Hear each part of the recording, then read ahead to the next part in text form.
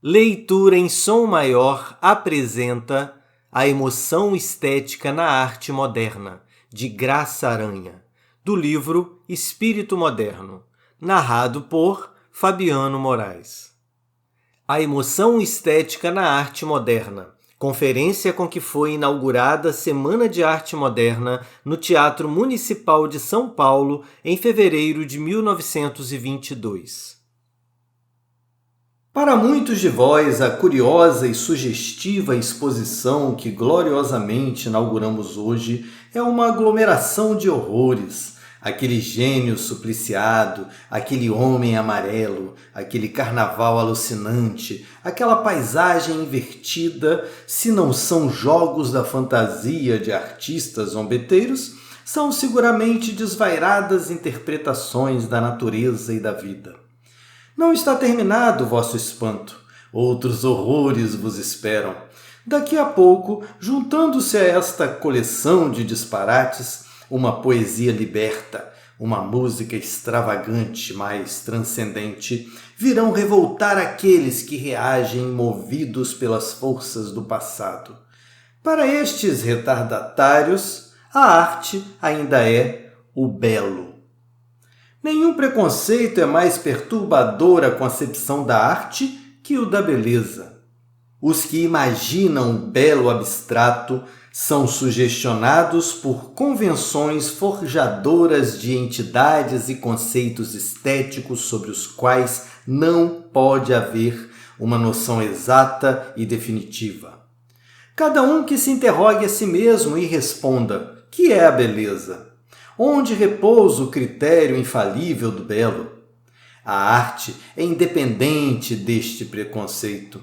É outra maravilha que não é a beleza.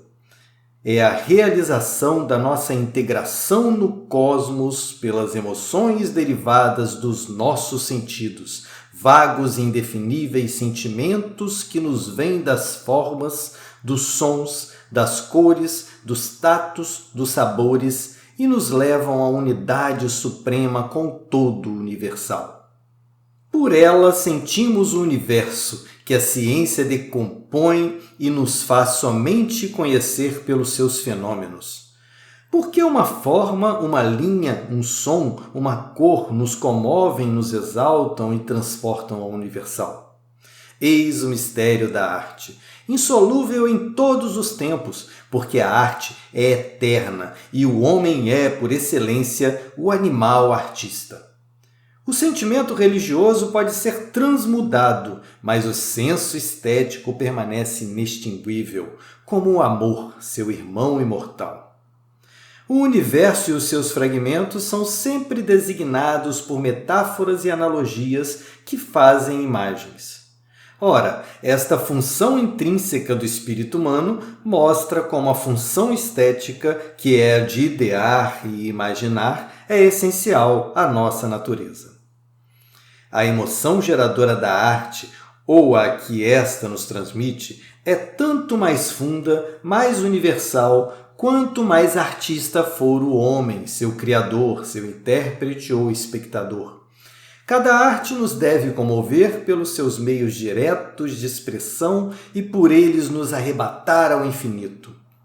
A pintura nos exaltará não pela anedota que por acaso ela procure representar, mas principalmente pelos sentimentos vagos e inefáveis que nos vêm da forma e da cor.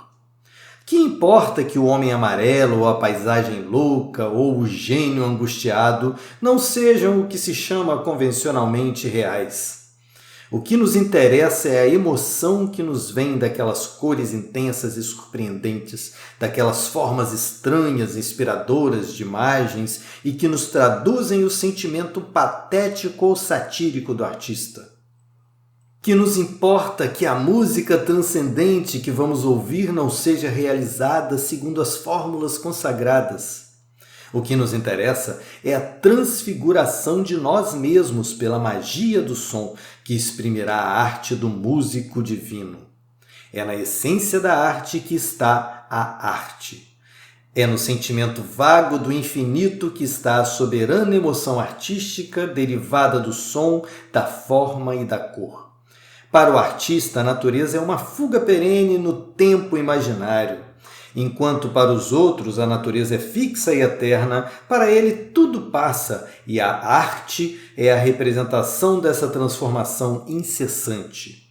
Transmitir por elas vagas emoções absolutas vindas dos sentidos e realizar nesta emoção estética a unidade com o todo é a suprema alegria do espírito.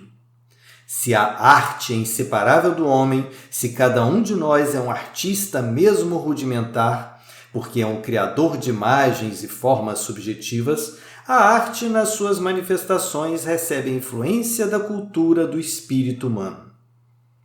Toda manifestação estética é sempre precedida de um movimento de ideias gerais, de um impulso filosófico, e a filosofia se faz arte para se tornar vida.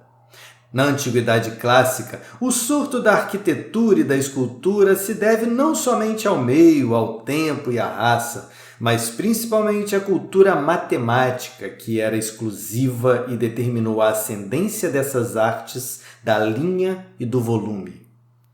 A própria pintura dessas épocas é um acentuado reflexo da escultura. No Renascimento, em seguida à perquisição analítica da alma humana, que foi a atividade predominante da Idade Média, o humanismo inspirou a magnífica floração da pintura, que na figura humana procurou exprimir o mistério das almas. Foi depois da filosofia natural do século XVII que o movimento panteístico se estendeu à arte e à literatura e deu à natureza a personificação que raia na poesia e na pintura da paisagem. Rodin não teria sido o inovador que foi na escultura se não tivesse havido a precedência da biologia de Lamarck e Darwin. O homem de Rodin é o antropóide aperfeiçoado. E eis chegado o grande enigma, que é o de precisar as origens da sensibilidade na arte moderna. Este supremo movimento artístico se caracteriza pelo mais livre e fecundo subjetivismo. É uma resultante do extremado individualismo que vem vindo na vaga do tempo há quase 2 séculos, até se espraiar em nossa época, de que é feição avassaladora.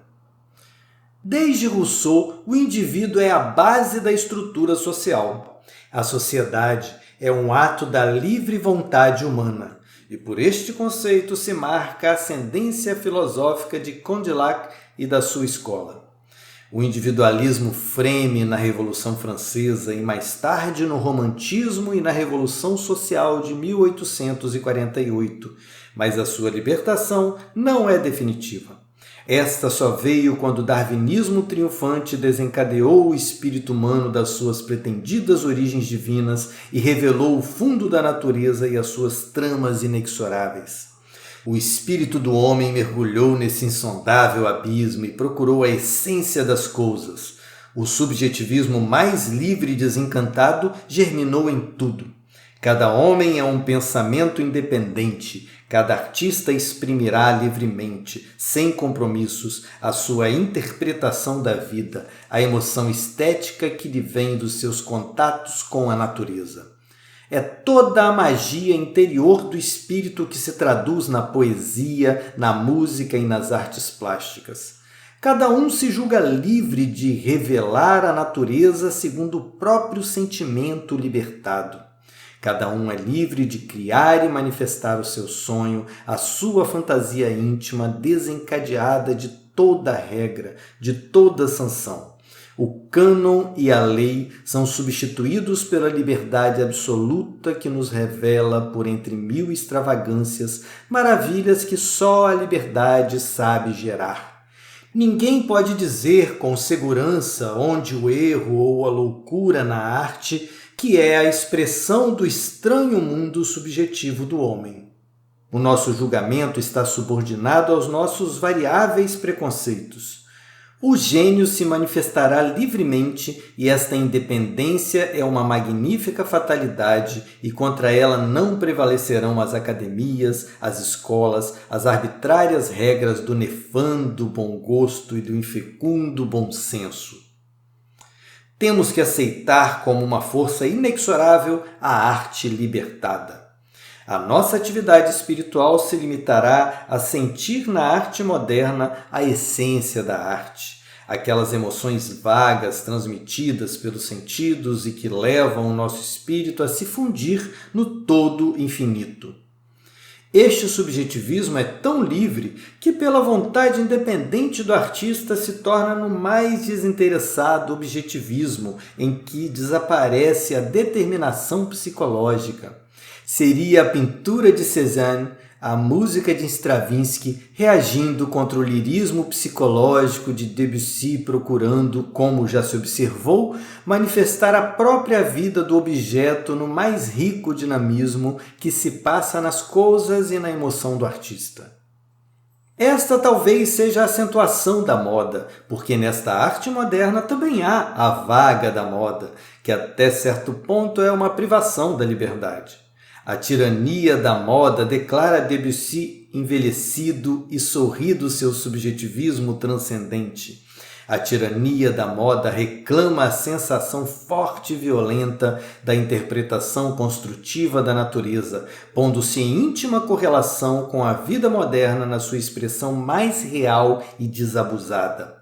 O intelectualismo é substituído pelo objetivismo direto, que, levado ao excesso, transbordará do cubismo no dadaísmo. Há uma espécie de jogo divertido e perigoso, e por isso sedutor, da arte que zomba da própria arte. Desta zombaria está impregnada a música moderna que na França se manifesta no sarcasmo de Erik Satie e que o Grupo dos Seis organiza em Atitude. Nem sempre a fatura desse grupo é homogênea, porque cada um dos artistas obedece fatalmente aos impulsos misteriosos do seu próprio temperamento, e assim mais uma vez se confirma a característica da arte moderna, que é a do mais livre subjetivismo. É prodigioso como as qualidades fundamentais da raça persistem nos poetas e nos outros artistas. No Brasil, no fundo de toda a poesia, mesmo liberta, jaz aquela porção de tristeza, aquela nostalgia irremediável que é o substrato do nosso lirismo. É verdade que há um esforço de libertação dessa melancolia racial, e a poesia se desforra na amargura do humorismo, que é uma expressão de desencantamento, um permanente sarcasmo contra o que é e não devia ser. Quase uma arte de vencidos. Reclamemos contra essa arte imitativa e voluntária que dá ao nosso modernismo uma feição artificial. Louvemos aqueles poetas que se libertam pelos seus próprios meios e cuja força de ascensão lhes é intrínseca. Muitos deles se deixaram vencer pela morbidez nostálgica ou pela amargura da farsa, mas num certo instante o toque da revelação lhes chegou e ei-los livres, alegres, senhores da matéria universal que tornam em matéria poética. Destes, libertados da tristeza, do lirismo e do formalismo, temos aqui uma pleiade. Basta que um deles cante, será uma poesia estranha, nova, alada e que se faz música para ser mais poesia. De 2 deles, nesta promissora noite, ouvireis as derradeiras imaginações. Um é Guilherme de Almeida, o poeta de Messidor, cujo lirismo se destila sutil e fresco de uma longínqua e vaga nostalgia de amor, de sonho e de esperança, e que, sorrindo, se evola da longa e doce tristeza para nos dar nas canções gregas a magia de uma poesia mais livre do que a arte. O outro é o meu Ronald de Carvalho, o poeta da epopeia da luz gloriosa, em que todo o dinamismo brasileiro se manifesta em uma fantasia de cores, de sons e de formas vivas e ardentes. Maravilhoso jogo de sol que se torna poesia. A sua arte mais aérea agora, nos novos epigramas, não definha no frívolo virtuosismo que é o folguedo do artista. Ela vem da nossa alma, perdida no assombro do mundo, e é a vitória da cultura sobre o terror e nos leva pela emoção de um verso, de uma imagem, de uma palavra, de um som, à fusão do nosso ser no todo infinito. A remodelação estética do Brasil, iniciada na música de Villa-Lobos, na escultura de Brecheret, na pintura de Di Cavalcanti, Anita Malfatti, Vicente do Rego Monteiro, Zina Aita e na jovem e ousada poesia, será a libertação da arte dos perigos que a ameaçam, do inoportuno arcadismo, do academismo e do provincianismo. O regionalismo pode ser um material literário, mas não o fim de uma literatura nacional aspirando ao universal. O estilo clássico obedece a uma disciplina que paira sobre as coisas e não as possui. Ora, tudo aquilo em que o universo se fragmenta é nosso, são os 1000 aspectos do todo que a arte tem que recompor para lhes dar a unidade absoluta. Uma vibração íntima e intensa anima o artista neste mundo paradoxal que é o universo brasileiro. E ela não se pode desenvolver nas formas rijas do arcadismo, que é o sarcófago do passado. Também o academismo é a morte pelo frio da arte e da literatura. Ignoro como justificar a função social da academia. O que se pode afirmar para condená-la é que ela suscita o estilo acadêmico, constrange a livre inspiração, refreia o jovem e ardego talento que deixa de ser independente para se vazar no molde da academia. É um grande mal na renovação estética do Brasil e nenhum benefício trará à língua esse espírito acadêmico, que mata ao nascer a originalidade profunda e tumultuária da nossa floresta de vocábulos, frases e ideias. Ah, se os novos escritores não pensassem na academia! Se eles, por sua vez, a matassem em suas almas, que descortino imenso para o magnífico surto do gênio, enfim liberto de mais esse terror. Esse academismo não é só dominante na literatura, também se estende às artes plásticas e à música. Por ele, tudo que a nossa vida oferece de enorme, de esplêndido, de imortal se torna medíocre e triste. Onde a nossa grande pintura, a nossa escultura e a nossa música, que não devia esperar a magia da arte de Villa-Lobos para ser a mais sincera expressão do nosso espírito divagando no nosso fabuloso mundo tropical. E, no entanto, eis a paisagem brasileira. É construída como uma arquitetura, são planos, volumes, massas. A própria cor da terra é uma profundidade. Os vastos horizontes absorvem o céu e dão a perspectiva do infinito. Como ela provoca a transposição pela arte que lhe dê no máximo realismo a mais alta idealidade. Eis as nossas gentes, saem das florestas ou do mar. São os filhos da terra, móveis, ágeis como os animais cheios de pavor, sempre em desafio do perigo e no impulso do sonho, alucinados pela imaginação, caminhando pela terra na ânsia de conhecer e possuir. Onde a arte que transfigurou genialmente essa perpétua mobilidade, essa progressão infinita da alma brasileira? Da libertação do nosso espírito sairá a arte vitoriosa. E os primeiros anúncios da nossa esperança são os que oferecemos aqui à vossa curiosidade. São estas pinturas extravagantes, estas esculturas absurdas, esta música alucinada, esta poesia aérea e desarticulada. Maravilhosa aurora! Deve-se acentuar que, exceto na poesia, o que se fez antes disso na pintura e na música é inexistente.